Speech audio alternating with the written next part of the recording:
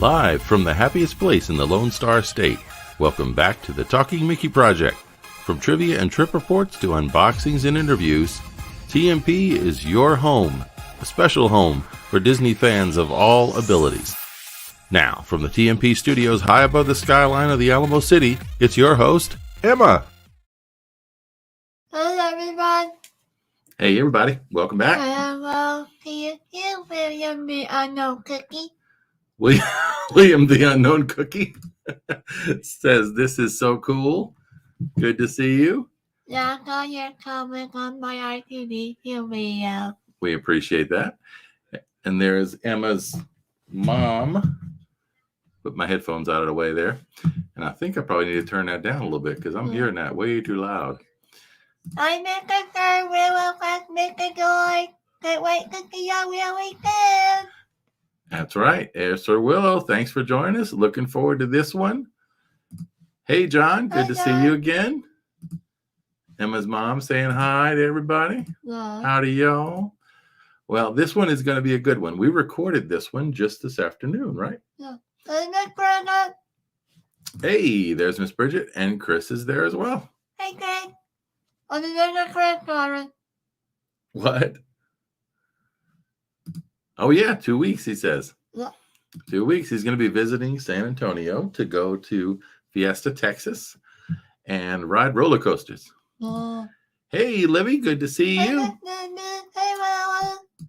Good to see both of y'all. All right. Well, like I said, we recorded this interview this afternoon, Yeah. and it was really fun. David Koenig, right? Yeah. And this is the book that he wrote back in 2019. Yeah. And Emma has her own copy. Back from then when we saw him, as y'all saw here at Walt's barn in Los Angeles in, what's the name of the park? Griffith Park, right? Yeah. Griffith Park. Griffith Park. TH. I think it was Griffith Park. And then she, Griffith Park. no, TH. Griffith. I'm sure. Take that to the bank. I don't know if anybody knows that reference, but I'm old, so I remember. I think it was Beretta. Was that the guy? What are you doing? No, I shaved today. I wanted to look pretty. All right. So, yes, your mama says Griffith. Yeah. Hey, I'm his mom. So, anyway, it is. Well, why don't you talk about what the interview was about, because we're about to turn it on. Hey, Gabe. Try to hold reply. Say what? Gabe on. Dave? No, Gabe. Oh, Gabe. Hey, Gabe. I didn't see that. All right. So we are going to share the interview. It is a 50-minute video, 50-minute interview. Yeah. But we went through all of Emma's questions, including the really good ones at the end, the fun ones. And Emma asked him a couple of other questions. And I think it got more interesting and more fun as it went on. So y'all make sure you stay tuned for that. Hey, Miss Anna's here also. Hey, Miss Anna, glad to see you again. That's right. Oh, there's Gabe. Good to see you, Gabe. All righty. Well, are you ready to play it? Yeah. Let me, where is it? There we go. Video file. You got to add it earlier. No, I have it. It's right here. Today, let's get entertainment. Yeah. Okay. Well, you know how we are, guys. We're on our way to perfection, but we're not quite there yet. In the comment below. That's right. All right. So now I think we're ready. Yeah. So how does it work again? Tell me. 1, 2, 3. Bippity boppity. There you go. And there he is. Thank you, sir, for being with us.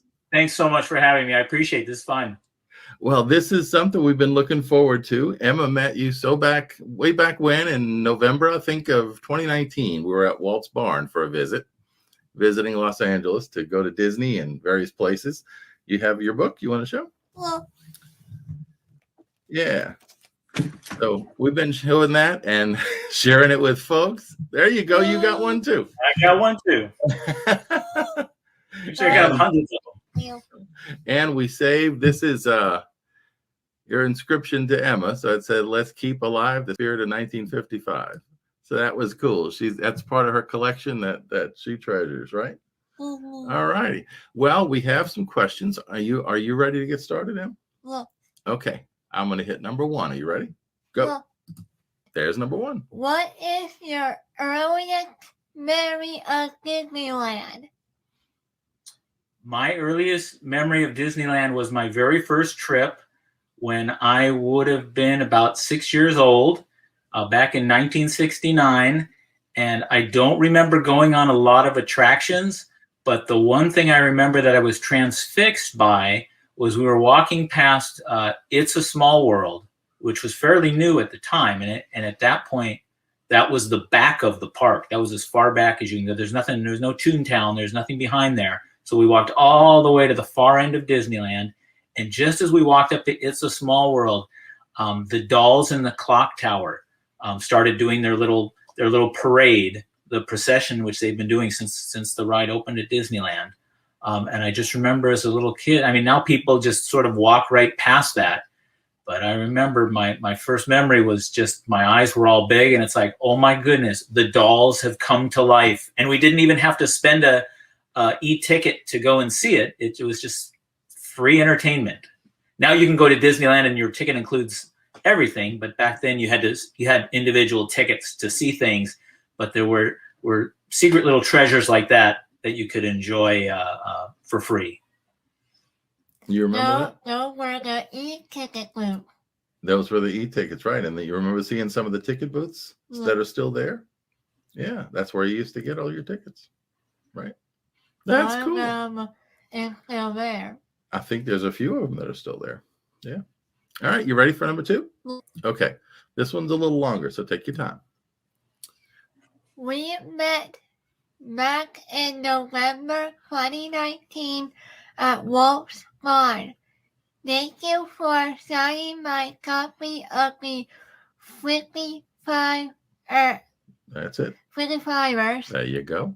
The Pioneers Who Settled Disneyland. You're still excited, I know. No, I don't want to make. Oh, you're good. You're good. When you tell people who have not yet read it, what it is about. Yeah. So you can tell us a little bit about what it's about for people who haven't seen it. Well, for those who have not read it, what it's about is it's about time they should read it. That's what they because it was a joy to research, interview, and write this book more than any of the other books. I've written 8 books, and this was my favorite one to put together because I met so many people who were at Disneyland when it first opened in 1955, and Disneyland was so different. And a lot of these people have passed away now. It's about those first workers at Disneyland, all of them, whether they were security officers or attractions hosts or managers or worked at the restaurant, who they were and how they came to Disneyland to work there and what their adventures were while they're at Disneyland and once they left and what careers they went to after that. It's got to be interesting because a lot of people now, it's like, oh, I would love to work there. But back then there was no there. It was a new concept, right? So exactly. Yeah. Yeah, they had no idea for most of them what they were getting into. Now, if you get a job at Disneyland, they'll tell you exactly what you'll be doing. But back then, you just heard about Disneyland on the TV show of Walt every week saying how the construction was coming. We're getting closer. We're about to open. And people from around the country were intrigued and wanted to see what is going on over here. And so many of them moved from the Midwest and some from the East Coast and from the South just to be a part of Disneyland.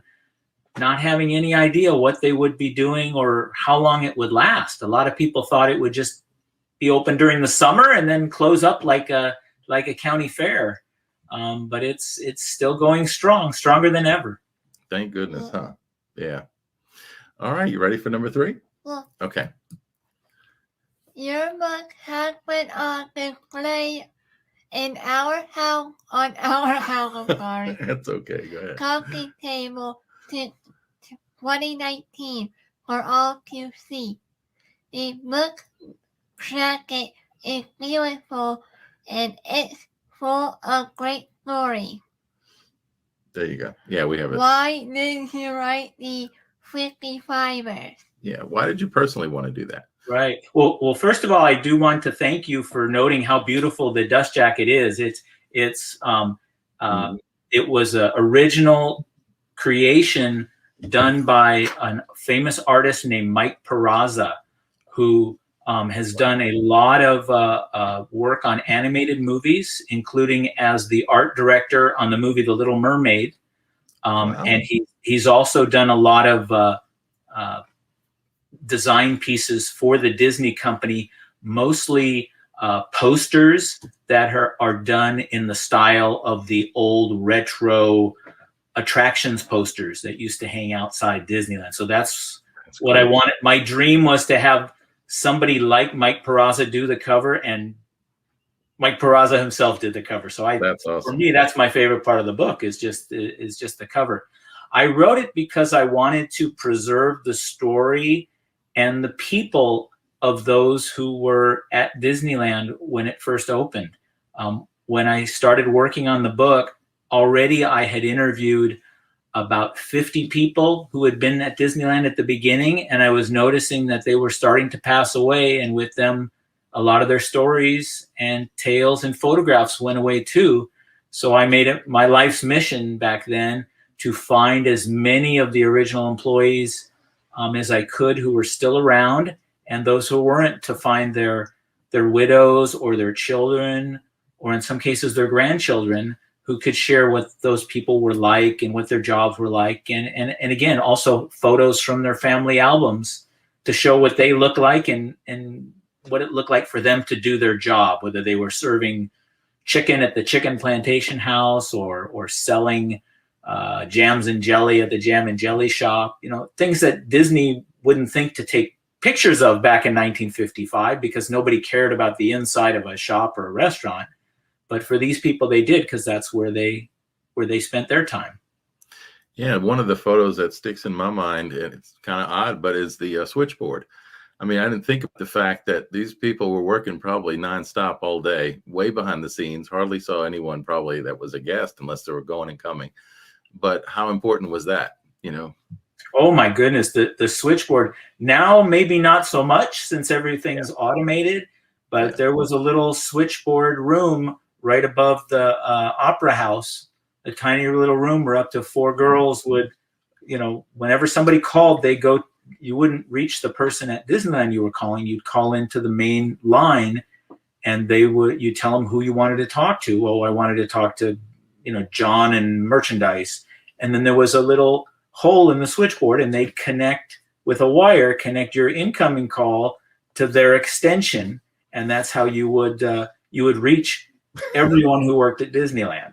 Look at her face. Yeah, seriously, they would take a wire and put it from one thing to another. Yeah, and that you had to physically connect with that wire to be able to physically connect with that, or telephonically connect with that person. And if you look at that picture and all the holes of the several hundred extensions there were at Disneyland, oh my goodness. And most of them, they were supposed to remember and memorize what number, like if they called for John and custodial, they needed to know which number extension was John and custodial, but they also had a directory where if they didn't know, they could look up, custodial, John Smith, okay, he's 222, and then they put him in hole 222.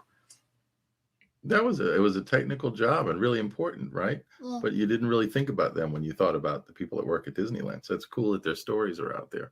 Yeah. Right, and they were in that little room, which was a tiny little room, and I'm sure the room is still there. I don't know what it's being used for, but from up there, they had a window that they could look across the town square and into Walt's apartment.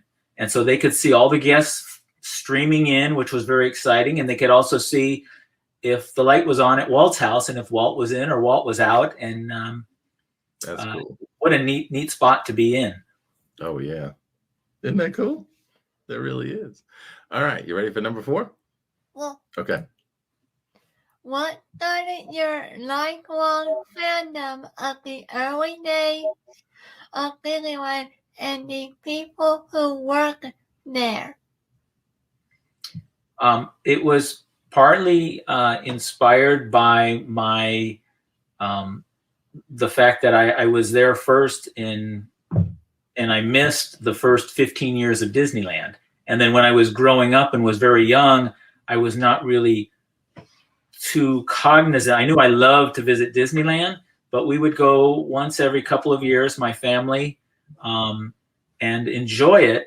But as I grew up and wondered about what I'd missed and would hear stories from people who worked there about a flying saucers attraction and some of the characters who walked around Main Street, Trinidad the Sweeper, who was this lovable bushy mustache character who would sweep up after the horses on Main Street, and all these wonderful people and things that I had missed, that I wanted to preserve those and publicize those and let people know that Disneyland was not always, it's a wonderful place now, but it's very different in the difference between a large city and a small town.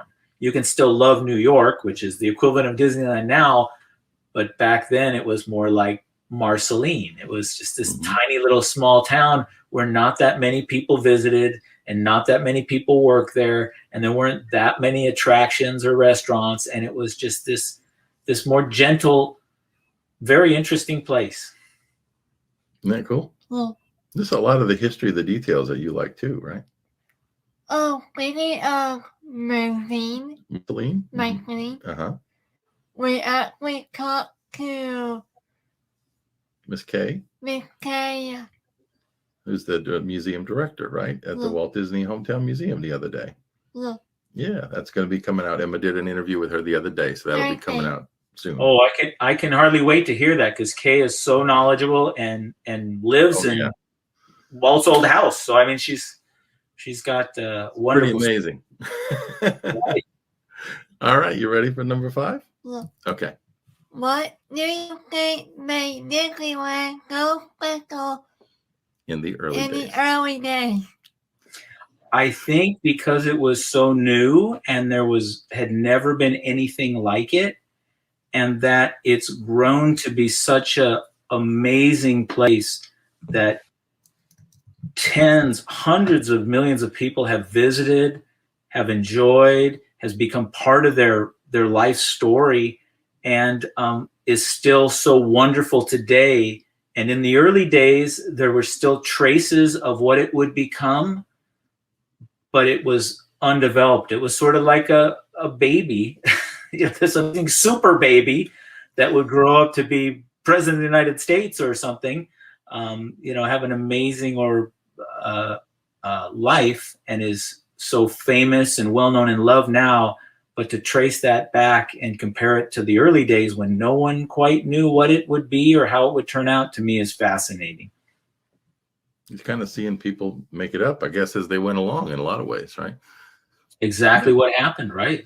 They had those individual people had their own influence on it through what they did.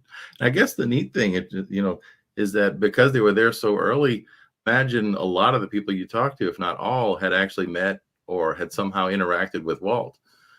So yes, everyone who I interviewed who worked at Disneyland before Walt passed either saw him around Disneyland or had firsthand interactions with him. Those who were there a very short time may just have seen him walking around the park, but those who were there for any length of time, Walt was famous for walking around the park and just stopping and talking to any cast member to ask them how their day was going, how their job was going, and what they thought Disneyland could do better. There you go. He wasn't so concerned about the things that were hits, that were popular, but the things that were unpopular or didn't work so that he could make them better. Yeah. That's the way to always improve, right? Yeah. Okay. Are you ready for number 6? Yeah. Okay. Take a deep breath. You good? Yeah. Okay. Good deal. Do the 55ers that you interviewed share common Traits. that are different than you find in Disneyland today? Well, I think, and this is a generalization. This certainly doesn't apply to all, 30,000 employees at Disneyland right now. But I see back in 1955, there seemed to be a lot more overly adventurous people who worked at Disneyland, who were anxious to be part of something brand new, who were curious, and they were like explorers. They were breaking new ground, and they were risk takers. Yeah, it's a good way to put it. Who today, and this is not to insult or classify anyone, but I think because everyone knows exactly what they're in store for when they get a job at Disneyland now, and Disneyland doesn't change quickly anymore, it changes very slowly, that it's a much more safe job. And you have people working there who maybe they work on attractions in Fantasyland and they like it and they do a good job and they're content to do the same thing for 10 years or 20 years, which is fantastic. But it's a different type of person than you would have seen apply at Disneyland in 1955, who seem to want to do a lot of new things and keep moving on and try something different. I think I saw an interview that you gave where you talked about the fact that Disneyland was built in a year and now it takes many years to build an attraction because of all the processes and things. So people that want to make their mark are not going to be able to do it so quickly, and that may discourage people from trying. Maybe so, because it's so big and cumbersome in a way that it does change very slowly now. All right, you ready for number 7? Yeah. Okay. The fellows and the 55ers always go unusual looks at Disneyland history. How did you find them, and what are some of your favorites? You good? Mm-hmm. Okay. Most of the most interesting photographs in the book, not all, but most of them, came from the personal photo albums and collections of the 55ers themselves or their children or grandchildren who kept them around. Because I didn't want to just show another picture of the Matterhorn or that wasn't around in 1955, but of Sleeping Beauty Castle or something conventional, which we've seen 100 pictures of already. I wanted to show the people and the places that you might not have had a chance to see because they're not around anymore. Probably those are, I sort of referred to some of those photos earlier, but some of my favorites are those that do show places that I'd never seen before, such as the inside of the Jams and Jelly shop on Main Street, the inside of the Chicken Plantation House in Frontierland, the inside of the Davy Crockett Arcade, and just these different, interior locations that Disney itself never thought to photograph because it never thought anybody was interested in. And at the time, we would probably overlook them. But nowadays, I'm sure I'm not the only one who's so curious about the things that aren't there anymore and that we can't go back in time and that weren't well documented. Yeah, that and also some of the characters that were there. I think it was Bart, or was it Black Bart, that was in Frontierland. And, I didn't realize, I knew about Streetmosphere from going to Disney World and, but it seemed like that was a new idea when they did MGM Studios, but it really wasn't. It was from the very beginning, it seemed. Yes. A lot of that's been lost. Well, not just that, but those were jobs that those performers made up themselves. Disney didn't hire any of the folks, intentionally to be characters, except for the spaceman who walked through Tomorrowland. He was the only one that they said, oh, we should have. They originally hired an actor to put on a spaceman suit to walk in the parade on opening day. And then that was so successful on day 2, they were like, oh, well, we should have him just walk around Tomorrowland since there's nothing else to do in Tomorrowland. Yeah. Most of the attractions had not been built yet. So they thought, well, he'll be kind of like an attraction. Then maybe somebody will come visit Tomorrowland, even though there's only 2 rides right now. So that was the first sort of intentional character. And then others like Marshall Lucky in Frontierland and Black Bart were people who were in. Marshall Lucky was a security guard, and they had him dress up, and he just was an actor at heart and turned his job from security into being a performer. And Black Bart used to work on the Mark Twain, and his job, since he had come from a background where he was an auctioneer and he had a very loud voice. That's right. A very commanding voice. His job was to stand on the dock and let people know when the next boat was taking off, because there was only one boat at that time. Mm-hmm.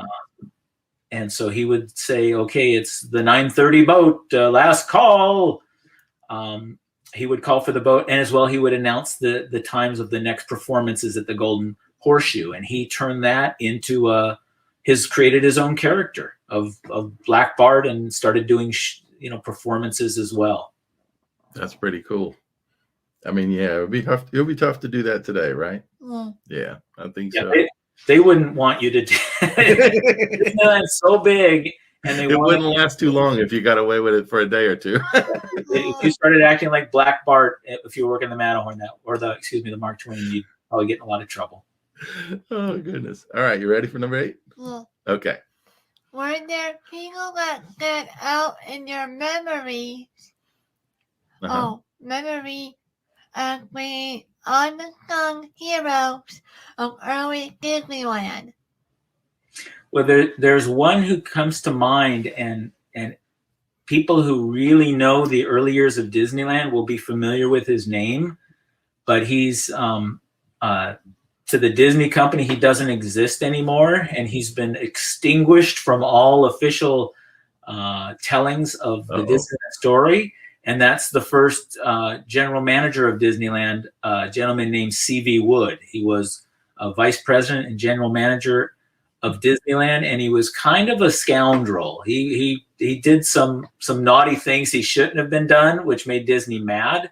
So Disney, after 6 months of operating the park, he also got in a lot of fights with Walt Disney. Not physical fights. They didn't brawl around on the floor, but he stood up to Walt Disney, which most people just let Walt do and say whatever they want, but he thought he knew better. And so much of Disneyland's early success was because of this gentleman, C.V. Wood, and he's those who know about him know how important he was, but the Disney company does not want you because he did some naughty things, doesn't want you to look closely at who he was and how important he was. Well, one of the things I remember about him in seeing or reading something in the past was his influence after, and that he went on to do a lot of theme park development, and if I'm remembering correctly, so beyond Disneyland, he had an influence in other parts of the country too, didn't he? Oh, he did. He started about a half dozen other theme parks, Six Flags Over Texas, and I was thinking one called Freedom Land and one called Pleasure Island, both on the East Coast. Some smaller ones out here in Southern California and one in Colorado. So he did try to take the ideas of Disneyland and spread out and make mini Disneylands before Walt ever thought such a thing should be done. At the time, Walt's idea was that there would only be one Disneyland. And years later, Walt Disney agreed to create a second Disneyland, in a sense, with the Magic Kingdom, but only because he wanted to build his city, Epcot. He really wasn't that interested in building a second Disneyland. So Stevie Wood, who wanted to build a second and a third and a fourth and a fifth Disneyland, and did. Not as good as Disneyland, but at least he tried. You remember that? When you could bring a land earlier, Freedom Land? What about it? There's actually a history video by Mr. Kevin Ferrer from the Frontline who made one. Yeah, there was a documentary video on YouTube done by Defunct Land that talked about that, right? Emma's a big fan of anything documentary style on theme parks and other on YouTube. Yes, well, Freedom Land was neat, and some of C.V. Wood's other theme parks, but Freedom Land in particular, because so many people who were involved in the creation of Disneyland, C.V. Wood hired them to help him build Disneyland, create it. And in fact, there were some people who were working at Disneyland still, such as the person who ran the Mexican themed shop in Frontierland, who also had a Mexican themed shop at Freedom Land. Oh, wow. and other people who had concessions at both parks at the time. That's something you didn't know, I'll bet. That's cool. All right, you ready for number 9? Yeah. Okay. One of our favorite 55ers stories is about Mr. Nate Lewis, the original balloon seller. Can you tell us about him and his deal with Walt? Yes, his name is Nate Lewis, and he was someone who grew up in the circus. From a very young boy, he worked in circuses and grew up. He became a ringmaster and producer of circuses and concessionaire. Whatever a particular circus needed, he would create it. He would service it. And one of the things he did was concessions of balloons at circuses, and cotton candy and peanuts and anything he could to help the circus be a success. And very early in, I think it was the Christmas parade of end of 1955, although it may have been a parade early in 1956, Walt needed a lot of balloons for the parade, for sort of the grand finale, and he hired Nate Lewis to do that. And pretty soon he realized, we could sell the balloons at Disneyland too. We just don't need them from parades. And Nate was so good with that and so clever and agreed to take care of all the loose ends that Walt Disney gave him a lifetime contract for Disneyland, and once Disney World opened, for Disney World to operate the balloon concession. So for those first almost 20 years until he passed away, all the balloons, the 25-cent balloons that people bought at Disneyland and later at Disney World, most of that money didn't go to Disneyland. It went to Nate Lewis. That's pretty cool. And he came up with the idea for the Mickey balloon. Is that right? Did I remember that correct? There had been other Mickey head balloons before that they would sell at the circus. Okay. Not exactly like the ones they sold at Disneyland, but very similar, because at the circus they didn't have an official deal with Disneyland, so they were sort of bootleg Mickey head balloons. Everybody knew they were supposed to be Mickey Mouse, but they could just say, they're 3 circles, or it's a generic mouse or something like that. But at Disneyland, when he brought the 3 circled balloon, he could say it was Mickey Mouse, especially once you color the 2 ears black. Yeah, and put the Mickey then it's face. pretty obvious. Yeah, so he did introduce the Mickey balloon to Disneyland. That's cool. All right, you ready for number 10? Yeah. Okay. Another favorite Disneyland tradition comes from a story about artist Alexander the Gunther. Did I get it right? You did. It's perfect. Okay. Can you tell us about him?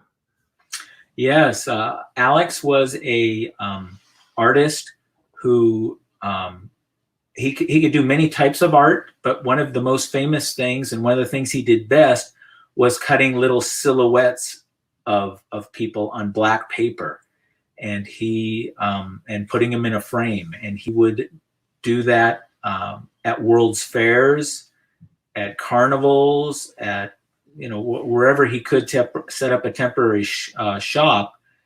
And he started at Disneyland when it first opened in 1955, but he didn't have his own shop. There was a space on the corner across from the market house that had a pen shop and a coin shop and gift cards, and they had some extra space that they wanted to sublease out. So they brought in Alex to cut the little silhouettes for people while they waited in the shop.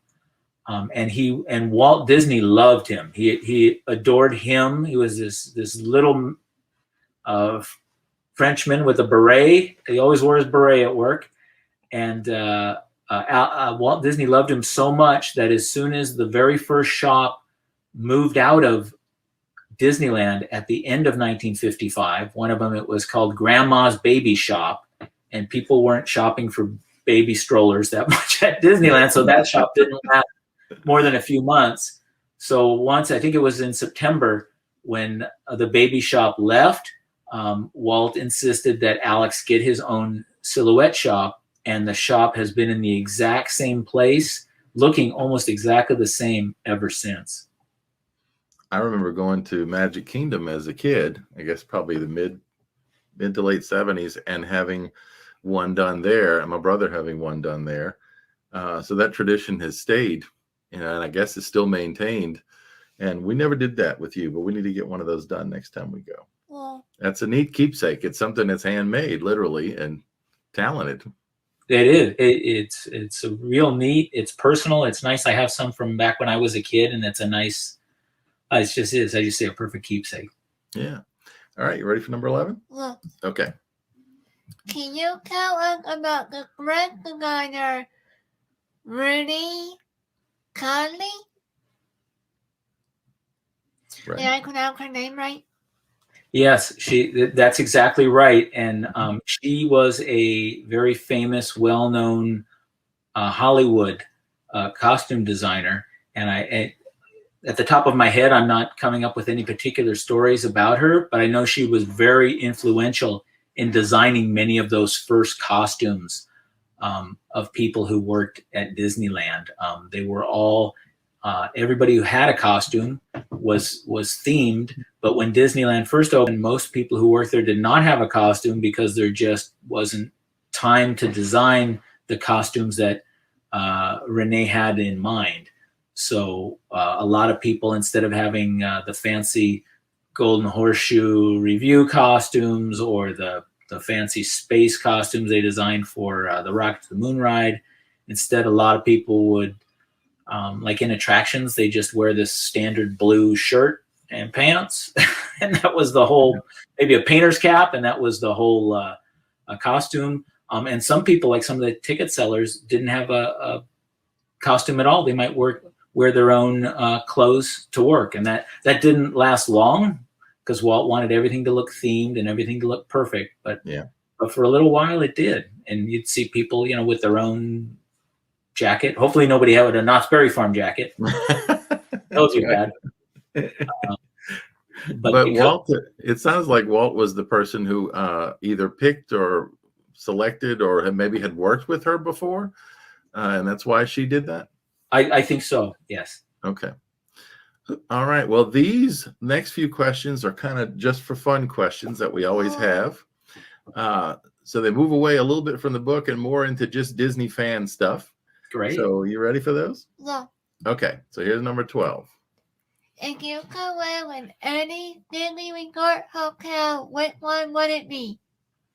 It would be the Grand Californian, which is my favorite hotel anywhere. And it's probably not a smart choice because it's very close to my house, but it's my favorite. It's the one that feels most like home to me because it's the one that I've spent the most time in, and it's just so beautiful and so close to Disneyland. I can just get up and leave. And it also allows me to do is to ride the Grizzly River Run location. And normally my wife will not let us ride that attraction because she gets her socks wet. But if we're staying at the Grand Californian, then she'll allow us to go on the Grizzly River Run raft ride as our very last attraction. then she can get her socks wet, and we can run out the door straight to our room, and she could take off her socks. So that's probably the main reason why I love the Grand Californian. That works. All right, you ready? Number 13, right? Yeah, number 13. What about mine? Oh, well, you want to back up and share what your favorite is? No. Okay, we'll do that. I would like to hear. Can you, Emma, what is your favorite? It will be the old version of the contemporary. The contemporary. Is that right? The old version. The old version. What makes it the old version? What do you mean? Because nothing was there when we went. The Disneyland, the Disney family store wasn't open when we first went. Okay, but you like the old, you're saying the hotel before it's being changed now to the Incredibles themed rooms? Okay, but why the contemporary? Because that was the first hotel I ever went to. Yeah, that is. Disney property I was 4. That was the first one we stayed in, and she had these little pigtails. And bringing her up to the check-in counter, which people don't do much anymore. No. The lady behind the counter made such a big deal over her. She said, "We have a great room for you." I think we were on 11, all the way at the end facing the park. So she had a nice first stay at Disney World, I think. Yeah. And I think that's a lot of us have, like, that's my favorite hotel at Walt Disney World too. And I think for a lot of us, it's what we have our earliest or oldest memories at, because those are the first time you go. To me, you can always have a later trip, but you can only have one first trip, and that I think stays with us forever. That sound good? The first characters I ever met was Donald and Goofy. You did the first characters you met? Oh, was that at Chef Mickey's? And you met Goofy? And Donald. Yeah, I do remember. Yeah, she was dressed as Tinkerbell at the time. Oh. So being 4 and dressed as Tinkerbell with blonde curls, that got her a lot of attention. You get anything you want if you're 4. Right. All right, number 13. If you could visit only one land in Disneyland in the future, which one would it be? It would be you're going to make me choose? If I had to choose, that would be very mean, because I would never get to go on the Jungle Cruise again, which is my favorite ride. But it would have to be Main Street, because, I don't know, Main Street is the one that is most like what it was the very first time I visited and the very first time anyone visited Disneyland. It's the most, although some of the stores come and go, its essence is unchanged, and it has my favorite thing about Disneyland is not any of the rides, but just walking around and enjoying Disneyland and seeing people smile and excited to get there. And Main Street has everything. So I would, and plus then technically then I could still go on the train. That's right. So then if the train were allowed to leave, then I can at least look out the window and peek at what I'm missing. So that, yes, definitely Main Street. That's a good one. What would be yours in Disneyland now? New Orleans Square. Really? Forgot about that. That's a good one. Because they always say that in Disneyland and not in Walt Disney World, because that's where Flight Magnet and Pirates. And Pirates, that's right. So you got two big attractions there. That won't never got to be open though. That's right, huh? You never got to see those. But he was there part of planning, planning both actually, right? Yeah. Including the original Hattie. The original Hatbox. True. If Emma could wish one thing, make it happen, I think for Disney World for the 50th, it would be Hatbox Ghost at the Haunted Mansion in Florida. Ooh, is that going to happen? Are we breaking news? No, boy, wouldn't it be nice? We're hoping that eventually they're going to do some positive surprises about the 50th. Or 100. Do not nothing. Well, 50 years from now, most of us probably won't get to see it, but I'd rather them do it now. I would. Yeah, let's hope you do. Yes. All right, you ready for number 14? Yeah. Okay. If you could build any Disneyland attraction from any era, we could back in time. That's right. Okay. Waking up back in time. Step in time. Step in time. That's right. All right. In your backyard, which one would it be? Well, if my attraction came with its own employees, then I would want the Jungle Cruise, because then I could have skippers entertain me with different spiels every day, which is just one of my favorite things at Disneyland. I just love listening to and being entertained by the skippers around the jungle. If it didn't have any skippers, I wouldn't want the Jungle Cruise. And then I do like the People Mover. I used to like the People Mover. Yeah. But so many of the Disney attractions to me are it's so important that there is the employees, the cast members, and as well there's a big audience to enjoy it with, because going on Pirates of the Caribbean by myself and I'm the only one, that doesn't sound nearly as fun as going with a lot of people who are squealing as you go down the ramp, and and people to enjoy it with. So it would be as opposed to like the People Mover, which I could just ride about town. So I would do that by myself. Pretty cool, huh? Yeah. So what would be your favorite in Disneyland if you could build it in the backyard? Mine would be the old version of My Twinkle Twinkle Wonderland. Wow. But it will be narrated by Paul Frees. It'll be narrated by Paul Frees if she could do that. She's right. a big fan of Paul Frees. Yeah. Everyone should be a big fan of Paul Frees. I would come over to your house and ride that in a minute, no matter where. That would be cool, wouldn't it? So let me know when that ride opens in your backyard so I can buy a ticket. There you go. All right. Well, we got the last question. It's always the last one. We're trying to do a thing here whenever we talk to new people to always ask this question.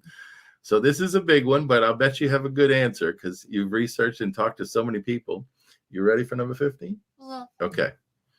If you could ask Walt one question today, what would it be? If I could ask Walt one question, oh my goodness, I would have hundreds of questions. I wouldn't quite sure which one to ask. But if he were around today, I would be really curious. Probably the first one that would come to my mind, even though if I had time, I would probably think of something better. But the first one that would pop into my mind is like, so how we do, look around at Disneyland and Disney World and everything, the Disney company. And I would be so anxious to hear what he thought, because so many people over the years have told us, including myself, have told us, oh, Walt would have hated this, or Walt would have loved this, or Walt would never do that, or Walt would never change that, or Walt would definitely change that. And I will say, Walt through his life was never shy about saying what he thought about anything. So you can draw a lot of inference going forward, such as if Walt hated parasols or whatever it was, you would know, well, Walt's plainly said that. Yeah. But there's so much today that you just wonder what he really would he have liked it or not liked it, that the company is so big and so different. Would that be good to him because more people are enjoying his creations, or because it's headed in different directions, would he be alarmed or unhappy that in many ways it's no longer this small little family friendly company, it's a big major global corporation, which is good and bad. And I'm curious if where he would weigh in. It's a good one. What would you ask him, Emma? What would you ask him? One, I will ask him if I could give him a hug. She would want to give him a hug, right? And then what? What question would you ask? I'll ask him, what do you think? What do you think would happen to your company? What do you think would happen in the future, or what would you change? Maybe. What do you mean? What would your question be? I think what's going on right now with the Disney company. Oh, what does he think about what's going on now with the Disney company? Well, that's a good question. Yeah, I agree with you, but I think I do like your first answer better. That would probably be a best first question is may I have a hug? That would There you go. that would be the best question of all. I'm thinking it's like, I have one question in 6,000 parts. Yes. We got a lot of things. Yeah. But yeah, to me, one of the things is just the technology, because he was always, it seemed to be a big fan of new technology, and the animatronics were such an amazing thing at that time. What would he think of the new technology that's being used to create these attractions now? That would be an interesting question. Right. Well, do you have any other questions? We've actually gone through all 15 of your questions. What? Do you have time for any other questions? Anything else you can think of? Sure. Okay. I'll leave it to Emma. Okay, this is really a movie question. But what do you think of the Jungle Cruise movie? Oh, yeah. Well, I think of the Jungle Cruise movie. I was prepared to be a little disappointed, so I wasn't that disappointed because I sort of knew what to expect. I think it was a good movie, but I wished it were a little bit different, in that I wished it had more of the spirit of the Jungle Cruise. I think in the beginning, that the first 10, 15 minutes, you really have the spirit of the fun-loving, happy-go-lucky, a smooth-feeling Jungle Cruise. And then it sort of went in a different direction and became more like the Pirates of the Caribbean movie with, supernatural elements and sort of more a different sort of fantasy story, which would have been good for a New Orleans Square or a Fantasyland movie. But for an Adventureland movie, I'd want it to be a more true life adventure story with a fun-loving skipper. So that's the movie I was hoping for, and that's not the movie it was. But it was fun. It was a fun movie. It just wasn't. If you're only going to make one Jungle Cruise movie, I would have done it a little bit different. You like the Haunted Mansion movie with Eddie Murphy because it had a lot of references to the ride, right? Especially the element of both scary and funny, because that's what the attraction is today. Right, it's both funny and scary and fun. Right. Apparently, the Disney company and what was the company? I'm not sure who you're talking about. The director is going to be helping out with the newer one. Oh, I don't remember, but there is a newer one in the works, right? And it's supposed a lot scarier. Like the other guy was originally going to do.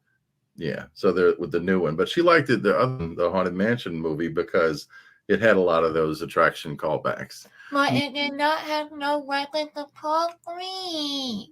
It didn't have a reference to. I don't remember. I don't think it did, but it may not have. One of the things with the Jungle Cruise film we were talking about was that in that early part, a lot of those jokes were in there. And I thought to myself after a few minutes, what's the rest of this movie going to be? They've used up all the good stuff. The backside of water. Yeah, I mean, they used it even up the backside of water, right? And it was like, uh-oh, now what? But anyway. Well, we learned about what happened to the primal men. Yeah, you learned about what happened to a lot of stuff, but yeah, it was different. It was a lot more like pirates. You have any other question? Apparently, why the animatronic went away is because the movie decided to kill them all. You think that's what it was? It was kind of to change it a little more toward the movie? Maybe? And they made Sam the headman a girl. That's right. Sam, right. Trader Sam was a girl in the movie. Oh, that's a spoiler. Spoiler alert. Oh, spoiler! It's been out a while, though. One of the big questions, Emma did a little review video of it, and one of the questions that people asked was, do they think there's going to be a sequel? And I don't know if there's going to be one on this one. Maybe so, because the stars were such movie stars. Maybe they'll try something else. But yeah, but the story is kind of like, they'll have to go in a different direction, maybe. Huh? Yeah. All right. Do you have any other questions? What is their all-time Disney Marvel Star Wars movie. Oh, what's your And Pixar. favorite Disney movie, period, I guess? Is The Incredibles. Is my favorite. That's a good one. The original, right?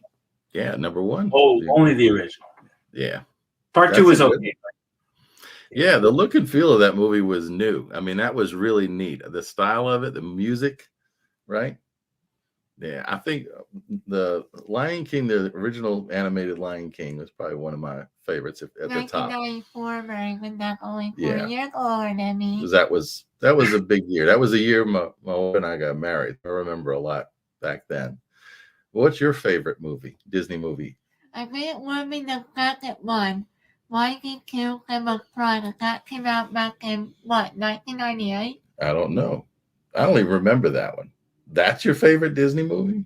Well, it came out the second year, a year before. Okay. What about the movie itself? It was kind of good. It was kind of good. You're full of bull is what you are. Well, why don't we say thank you and wrap up your interview, okay? So you go ahead. Thank you, Mega. Thank you. That's right. For me on my girl.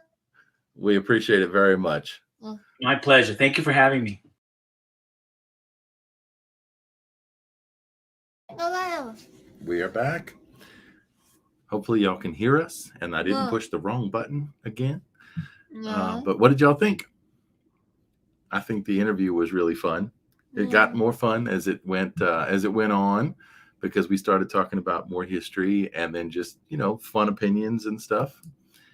Emma's mom says she's full of I think that was about the last question, I think.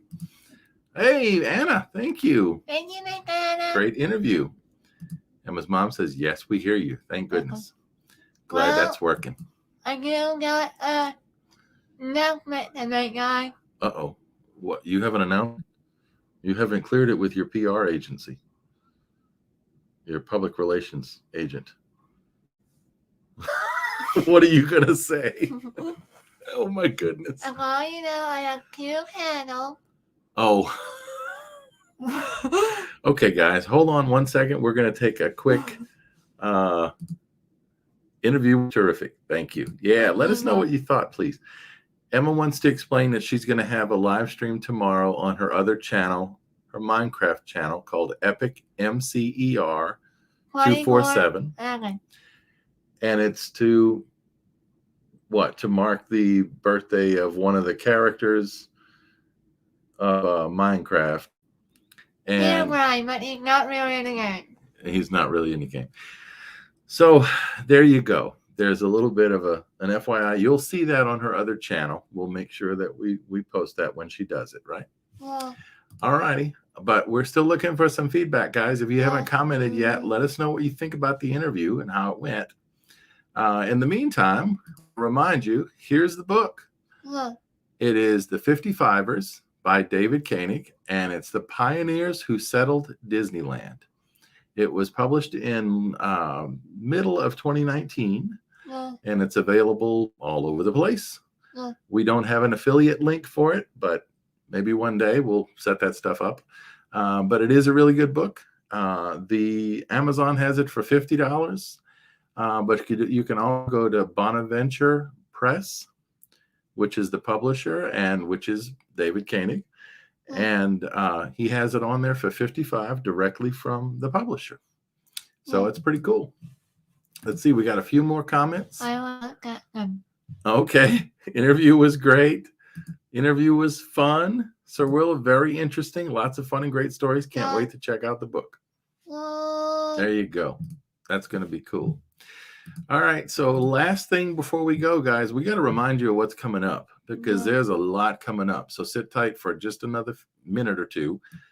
So Wednesday night is the 3:00 play. Trivia, Disney Trivia Live on the parades. What time is it? What time for the 3:00 parade? It's 3:00.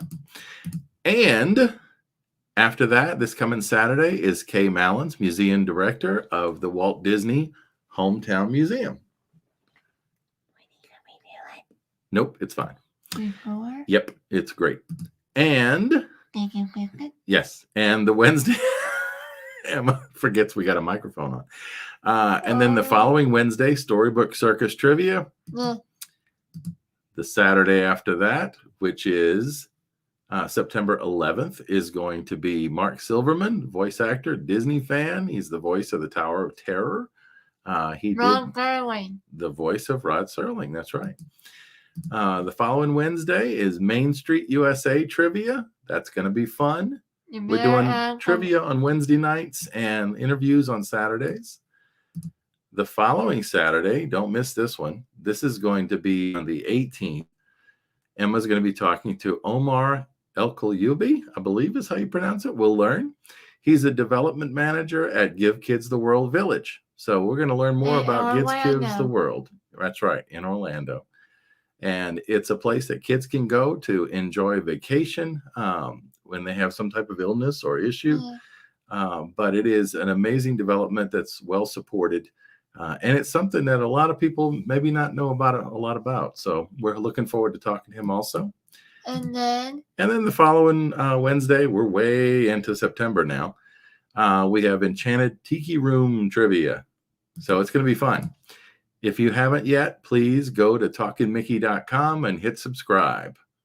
Upper right-hand side, you'll see the YouTube subscribe button, as well as all the social media links. So talkingmickey.com, subscribe.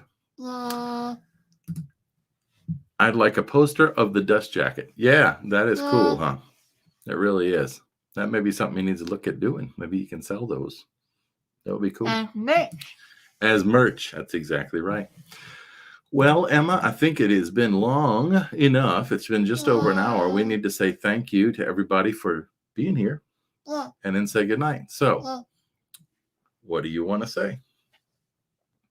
I'm always going to give you all so much for watching.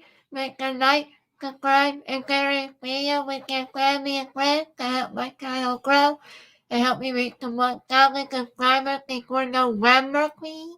Please. She's almost to 250 subscribers, y'all. She was only 2 away. So if you're watching and you haven't subscribed, hit the subscribe button. You'll help her reach 250. Make sure smash that like button, guys. Smash it. All right. Smash it real good. And smash it real good, she says. Good night, Emma. Thanks for a fun night. I got to run. I love you for a lot. Autumn has found a grasshopper. Uh-oh. No, that's a cute grasshopper. It's a cute grasshopper. All right. Well, let's say good night then. So what do we say? We'll see you. Whoops. Bye from Miss Hannah. Yep. Bye-bye. Good night. We're going to say... My guys, go get killing tomorrow. Come on, see a great video on my Minecraft and MPR 24/7. Yeah, what she said. See you soon. Bye.